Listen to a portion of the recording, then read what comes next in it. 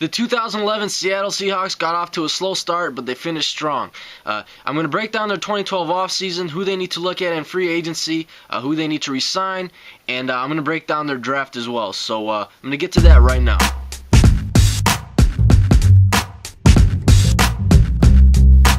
Seattle Seahawks came out to just 2 wins in the first half of the season, but they came back with 5 in the second half. So they finished out at 7-9. I believe their main offseason goal is to address the quarterback position. Some of you in Seattle might think that that's not a big deal or it's not an issue, but I'm going to break that down in a second. For free agency, they have 17 unrestricted free agents, and some of their top names being Marshawn Lynch and Marcus Trufant. Marcus Trufant, he's a bit older at cornerback.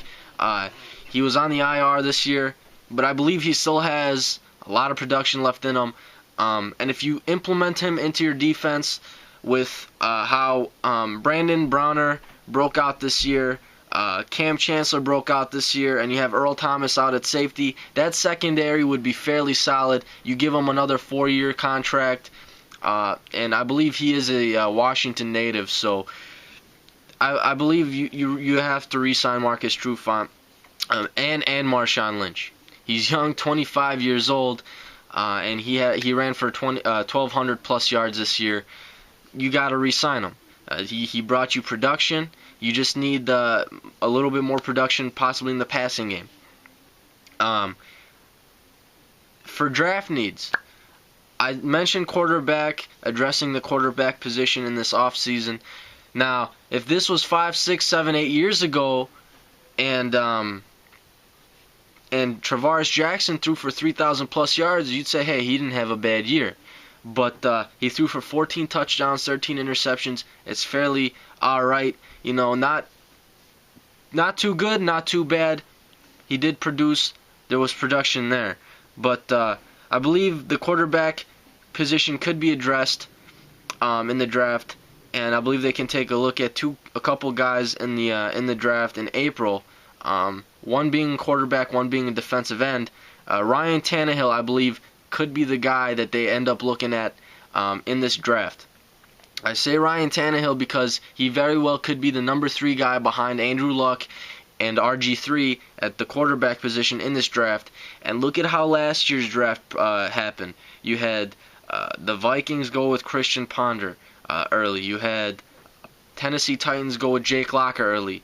I don't know about Blaine Gabbert going early, but he also went. I mean, you had a lot of quarterbacks in the top 15 go. Seattle Seahawks are drafting 12th. Could they go with Ryan Tannehill? It's a possibility. And also Melvin Ingram, the defensive end. I believe defensive end is a need. Opposite side of Chris Clemens. Chris Clemens, I believe, had 11 sacks this year. Everybody else had 2, 3, 1. They need that. They need another defensive end on the other side. I know they have a lot of defensive ends on the roster, but maybe Melvin Ingram could come in and help them out. I didn't mention this, but maybe in the 2nd or 3rd round they could address a guard or a tackle as well to protect your quarterback. I know they've been having some O-line issues there. Russell Okung was on the IR, is hurt again. So maybe address the offensive line in the 2nd or 3rd round. But that's how I see it happening. As of right now, in my mock 2.0 draft, I have Ryan Tannehill being drafted by the Seattle Seahawks at the 12th overall pick.